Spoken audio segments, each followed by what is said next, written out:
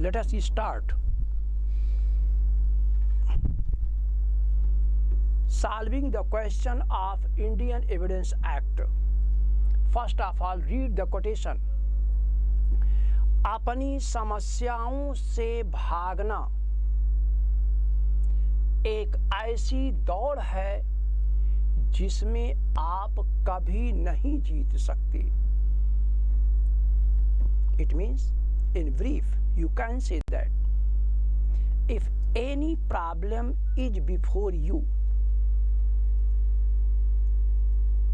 you should take on it challenge as a challenge, not a problem. Problem in itself is not a problem, but that is a challenge before you. Yes, let us start solving the question. The first one, in which chapter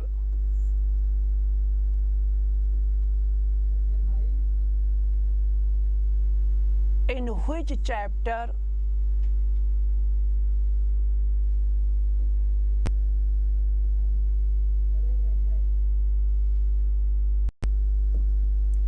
which chapter of Indian Evidence Act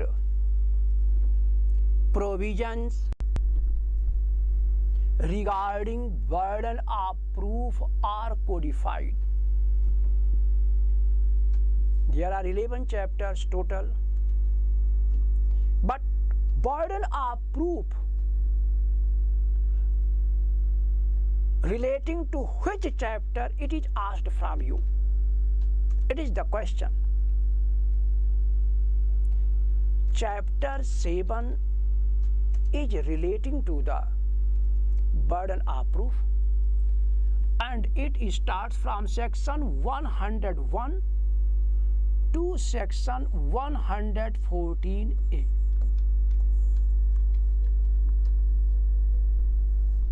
So, chapter 7, from the sections 101 to 114A, provisions are relating to the burden of proof.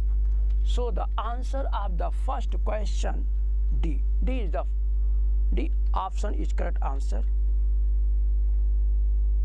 Next question. In which section of Indian Evidence Act burden of proof has been defined? Burden of proof in which section is defined? Actually, burden of proof is defined section 101 and as well as section 102 also. But if it is asked in such way, any one of them you have to pick out, then section 101 shall be correct answer. It means, in which section of the Indian Evidence Act burden of proof has been defined? Section 101 explains the burden of proof. So, the correct answer of the question second B, section 101. Section 101.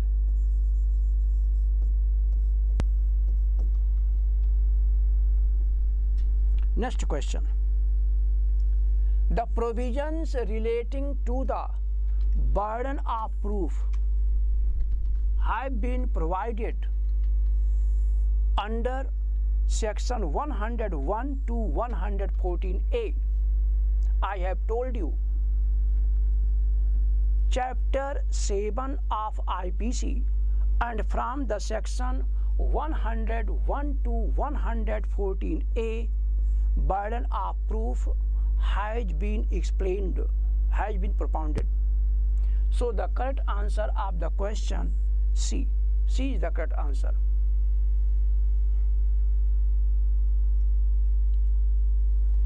which section of the Indian Evidence Act is and on shifting of burden of proof? Yes. Section 101 propounds that burden of proof is not shifted from one to another person, but in the section 102, burden of proof is shifted from one person to another person. So the correct answer of the because the question is which section of the Indian Evidence Act is and on shifting of burden of proof? Section 102. Section 102 explains that burden of proof is shifted from one person to another person. It is onus propendi. It means burden of proof is shifted from one person to another person. Okay. So the correct answer of the question 4 is B. That is section 102. Next, which one of the following is correctly matched under the Indian Evidence Act? Burden of proof, yes, 101 defines, but dowry death is 113B. So it is correct. So it is false. So it is false. Dumb witness, section 119. So it is also false. Accomplice, section 133. So it is also false. The correct answer of the question A. A option is the correct answer of the question. Next, the fact sought to be proved is called. The fact sought to be proved. When a person desires from the court that particular fact is to be proved, that a fact is believed by the court or court decide, give the judgment on the fact,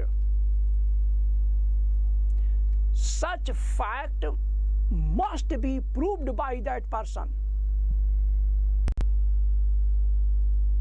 If any person desires from the court that court gives a judgment on the basis of a fact, then the fact, dependent fact, must be proved by that person. So this theory is called factum probandum. It is called factum or facta propanda or factum probandum.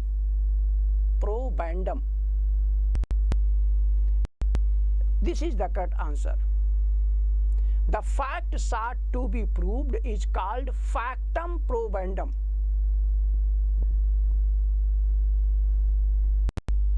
And onus probandum. Here, burden of proof is shifted from one to another. That is related to section 102. But section 101,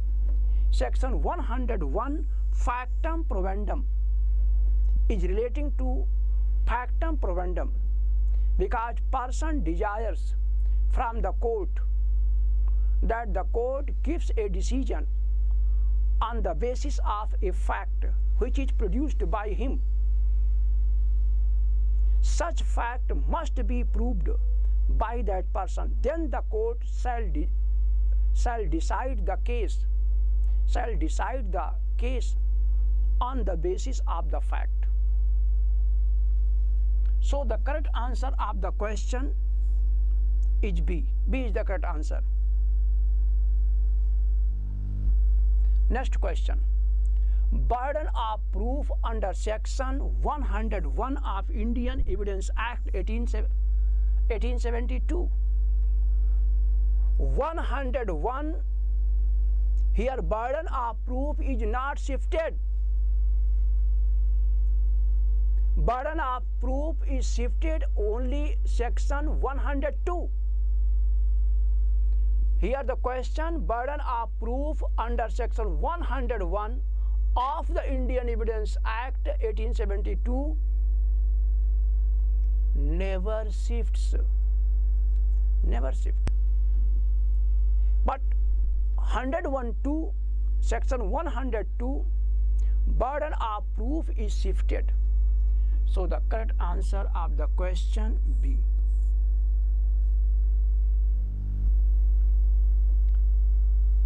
The burden of proof rests on the person, one who makes a negative claim of the fact. No. One who makes a positive claim of the facts. Because here the person desires from the court to prove, to give decision on the basis of the fact. The first of all, his claim should be positive. His claim should be positive. So the correct answer of the question B. Burden of proof rests on the person according to section 101, the person who makes a positive claim of the facts. This is the correct answer. This is the correct answer of the question. Okay. The material facts on which a party relies are the material facts on which a party relies are called facta provenda. Are called facta provenda because party desires from the court to give a judgment on the basis of the fact. On the basis of the fact, such on which a party relies are. Such principle is called facta provenda or factum provendum. It is propounded in the section 101 of Indian Evidence Act. So the correct answer of the question B. B is the correct answer. B shall be the correct answer of the question. Yes. A kills B. A is charged for murder. In this case, burden of proof is on the state. Burden of proof is on the state because offense is taken place against the state. So the state shall be prosecution, and so burden of proof rests on the prosecution, and here the prosecution is the state. So the burden of proof shall lie upon the state. So the correct answer of the question A, the state. This is the correct answer. Yes.